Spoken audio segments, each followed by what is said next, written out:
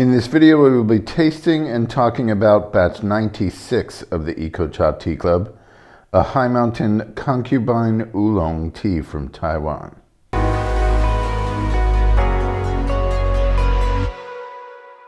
Batch 96 of the Ecology Tea Club is a high mountain Concubine Oolong from Taiwan. Concubine is a name that is an offshoot of Oriental beauty. And the reason that it is connected, or there's a connotation to Oriental beauty, using the name concubine or guifei.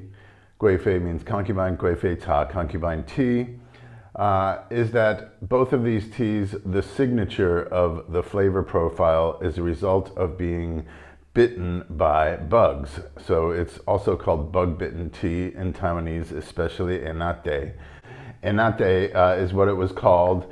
Prior, as far as I've understood, people tell me, I've asked several people, mostly in relation to the promotion of bug-bitten tea by the Lugu Farmers Association, which most significantly happened around the 9/21 earthquake in 1999, I believe. September 21st, 1999 was a large earthquake in Nantou County, and that resulted in many farms being blocked. The roads were blocked, there wasn't access to the farms, people were not able to maintain them in their normal farm practice, and they ended up having lots of bug-bitten tea leaves as a result.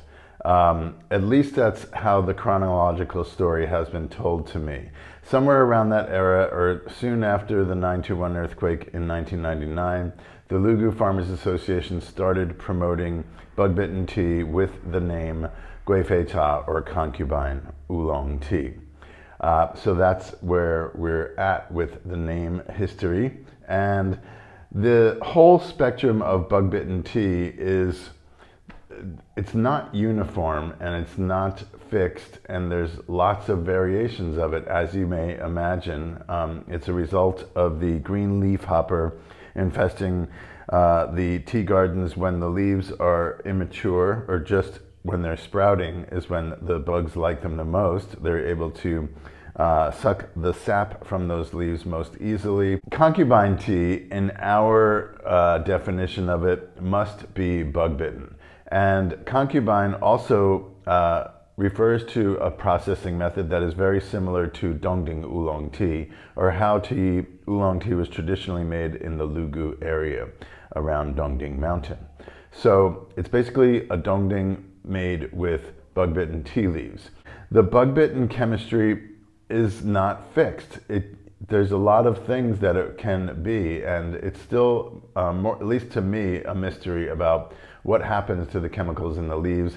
They do know that the reason that there is a special flavor profile that results from bug-bitten leaves is that the tea plant, in response to being bitten or infested by these insects, will emit, they'll produce a chemical in the leaves that has a certain aromatic profile to attract another insect that preys on the leaf hopper. So, and I believe that's the red spider bug. But that's how smart nature is. It's like, okay, I'm being attacked by this bug. I'm going to make this chemical to attract another bug to come eat the leaf hoppers. And those chemical compounds with those aromatic profiles are what we get as a bug-bitten tea. So it's pretty interesting, and there's a lot of variation, or at least possible variation, within the spectrum of a batch of bug-bitten tea leaves. And so you never really know until the tea is made, you taste it, and then it might be sold to a master roaster, as is the case with this batch. Our tea mentor, Lisa Lin, particularly looks for bug-bitten batches of tea, partially because we've requested it. And her roasting skills and her luck with bug-bitten teas has been quite successful in terms of getting a nice flavor profile from a batch of leaves that she thinks has potential. So Lisa procures the leaves. She may decide to let them sit for several months, at least a few months. She's learned that apparently makes a difference, and the leaves kind of start to express themselves more obviously after a few months, and then she starts working with them in the roasting, which also she has taken months, like put the leaves away for several months and taken them out to allow them to rest and to continue roasting to see if she can reach what she determines to be an optimal flavor.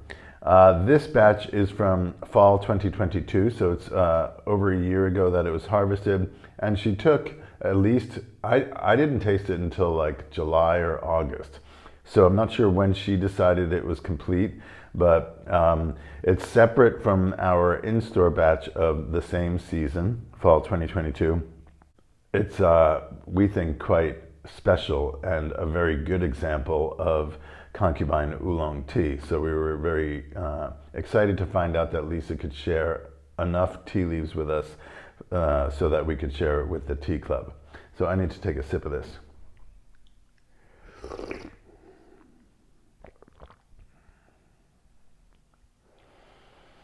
It's a profile that's just so challenging to really pinpoint any particular flavor notes. When I brewed the tea, I've smelled cherimoya, I've smelled jackfruit, I've smelled pears, kind of. A lot of fruity notes, definitely fragrances that remind me of honey. Is it exactly like honey? There's a lot of variation in honey in my experience too. So the most common way to describe bug-bitten tea is that it has a honey fragrance. So if you hear honey fragrance, it's most often referring to leaves that have been bitten by green leafhoppers and have this aromatic and flavor profile as a result. There's definitely a roast element noticeable. I would consider this a light roast. Lisa roasted it, I think, 3 times total over months of time. And she probably brought it up to 120 degrees at least, which is kind of, people go higher, up to 130, perhaps higher, but it's all kind of within the range of making a dongding oolong as they are made these days as a roasted, medium roast oolong tea. Basically, that flavor profile has been set by the Lugu Farmers Association. Contrary to popular belief, dongding oolong wasn't a roasted tea 50 years ago. People didn't, the farmers didn't roast their own leaves, or at least very rarely. They sold their produce to tea dealers, merchants, and the merchants started roasting those leaves, and there was a variation of unroasted and roasted, and they didn't call it dongding a long time ago either. That was another name that was given by the Lugu Farmers Association when they started their tea competitions over 40 years ago. But anyway, this is where Concubine Oolong, the name Concubine, comes from in the world of dongding oolong tea making, so to speak. So the processing methods are parallel, at least. Of course, each batch has its own adjustments according to the tea master. What am I getting? A thick mouthfeel, very, it's smooth, but it's also dry.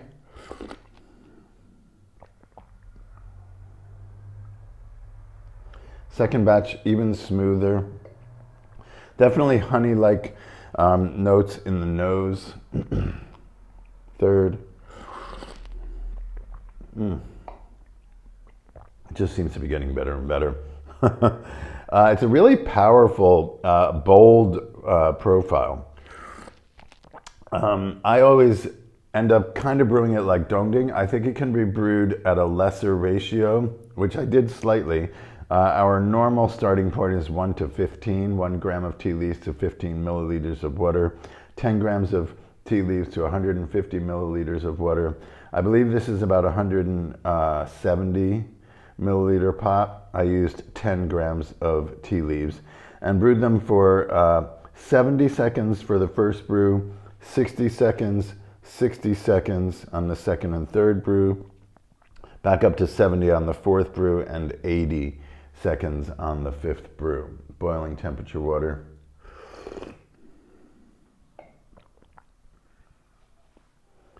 It has something which I would call a traditional oolong flavor, just this sufficiently oxidized, in this case a roasted note as well, but mineral, forest floor, woody, nutty, and then the sweet fruity notes on top of that.